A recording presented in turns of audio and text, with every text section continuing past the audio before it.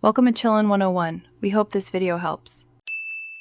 In this video, I will show you how to make delicious pesto without a food processor.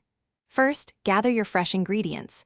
2 cups of basil, 1/4 cup of pine nuts, 2 cloves of garlic, 1/2 cup of grated Parmesan cheese, 1/2 cup of extra virgin olive oil, and a pinch of salt. Begin by lightly toasting your pine nuts in a dry pan for about 3 to 5 minutes until golden and fragrant. Next, peel and finely mince your 2 garlic cloves.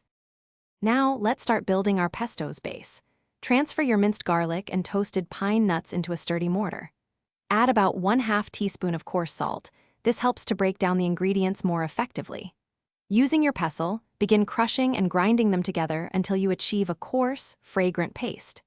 Then, gradually add your 2 cups of fresh basil leaves, a handful at a time, continuing to crush them into the mixture. With your basil, garlic, and pine nuts well combined, it's time for the cheese and oil.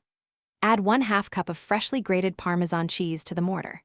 Now, slowly drizzle in 1/2 cup of high-quality extra virgin olive oil, a little at a time. Continue to stir and grind with your pestle, ensuring all ingredients are thoroughly incorporated. Keep working the mixture until it reaches your preferred smooth or slightly chunky pesto consistency. Your homemade pesto is almost ready. Give it a taste and adjust the seasoning as needed, perhaps a little more salt or a dash of black pepper. Transfer your vibrant green pesto to an airtight container.